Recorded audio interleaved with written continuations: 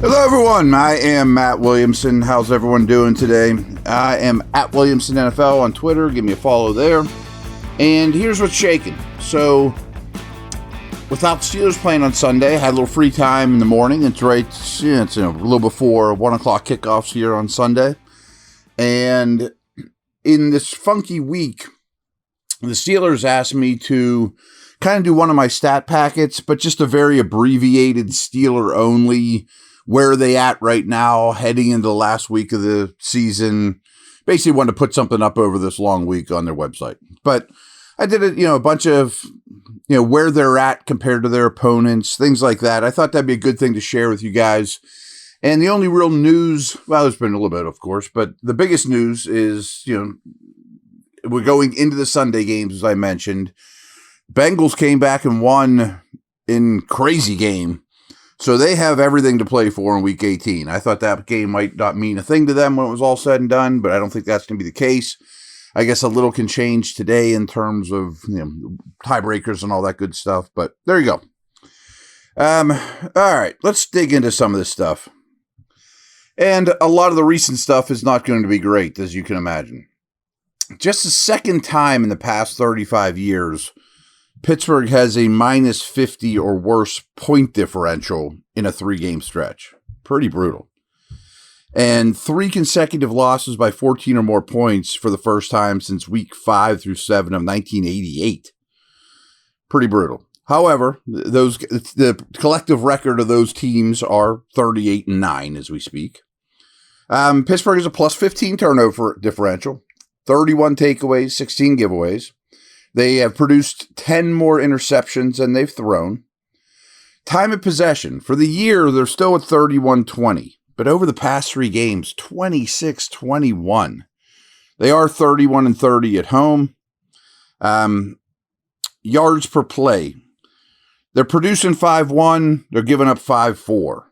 Not where you should be with a winning team, a playoff type of team. They've allowed 1 more touchdown and 1 more first down this season than they've produced. Their opponents have 2 more passing touchdowns, but 1 fewer rushing touchdown. The Steelers produce and allow 4.1 yards per rush attempt, which is really good and really bad. They also produce 4.1 yards more per game than they allow. So pretty even on all those categories, which is why I lumped them together.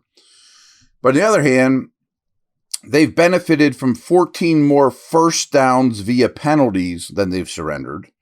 They have 13.4 fewer penalty yards per game than they commit, and 20 fewer penalties overall. They also have 482 more rushing yards than they've given up this year, Steelers.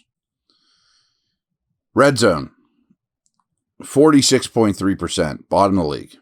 Defense is at 56.1%. Third down, Steelers offense 39.8, defense 35.1. Steelers opponents are converting 4th downs at a 71% clip compared to only 44% for the Steelers. But that's also a very small sample size. Another one that's kind of negative is Steeler opponents have 485 more passing yards than Pittsburgh this year. They're 1-2 this season, which in games they didn't force a turnover, and 2-3 in games they've lost the turnover battle. If you remember, though, coming into the season or coming into really putting Russell Wilson as a quarterback, those numbers weren't even close to what they are now. I mean, they were 0-16. They had to win the turnover battle. Now it's better. I mean, that's something to be said. All right, last thing about just some general stuff here. By the quarter, the Steelers score 3.0 points in the first, 7.1 in the second, 6.3 in the third, 6.3 in the fourth. That first quarter stuff has to get better because the Steelers allow 6.4 points in the first quarter, which is highest in the league, 5.1 in the second, but only 1.8 in the third, which is lowest in the league. 7.3 in the fourth. And some of that can be garbage time over the years too, but also a lot of it the last 3 games. BetOnline is the world's most trusted betting platform and your number 1 source for online betting.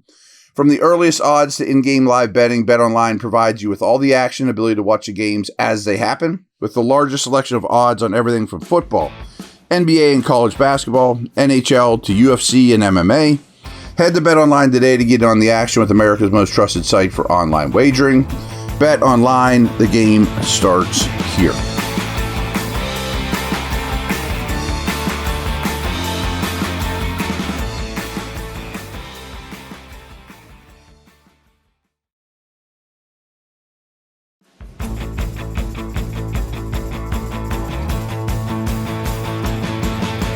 All right, here's some couple nuggets about Steelers offense, Steelers defense, and then we'll wrap this sucker up. Steelers offense, 18 straight opening drives without a touchdown. There's a lot of numbers, including what we just talked about, of points scored in the first quarter, points allowed in the first quarter, that let's just say the first quarter is a problem, and you can jump to your own conclusions as to why. It needs to be fixed. Despite missing 3 games, George Pickens still has 332 more receiving yards than any other Pittsburgh pass catcher. When Pickens has over 50 yards this year, they're 8-1. Otherwise, 2-5. Brutal. Steelers have 20 receiving touchdowns. Half of them are either by Pat Freiermuth or Calvin Austin. Got to get Pickens involved more often. Freiermuth has 67 targets this season, but 27 of those have been in his past 5 games. In Jaylen Warren's last 10 games, only the Eagles game did he not produce at least 59 yards from scrimmage. He's been great. This is a little surprising to me, though, but as receivers, Warren has run 180 routes. Harris has run 178. Warren's been targeted 46 times. Harris has been targeted 43. Warren has 38 catches. Harris has 32. Warren has 310 yards compared to 263 for Harris. Now, I think if you expanded that over the course of 30 games, it'd get more of a discrepancy. But I was just a little shocked that they were as close to where they are. So Najee Harris has 1,007 rushing yards. But 877 of those came in his first 13 games. Meanwhile, 119 of Warren's 490 rushing yards have come in the Steelers' past 2 games. Wilson set a season high, Russell, with 55 rushing yards this past week. So that's something that's been going a little bit better here. Defensively, they've allowed 25 or more points in 3 straight games for the first time since weeks 2 through 4 of 2018. They have 36 sacks this year, but 25 and a half of them have come from TJ, Cam, or Alex Highsmith, who's missed 6 games. Pittsburgh is averaging just 1.3 sacks per game over their 3 most recent contests. This is a bigger conversation, but they have such good blitzers. You need more sacks for more people. You just do. And I understand that the fly in the ointment there is they don't trust their corners, especially in man, to blitz a lot. Well, that needs to change next year. I mean, you have such good blitzers. You have to get more production there. Also, they have 77 total tackles for loss.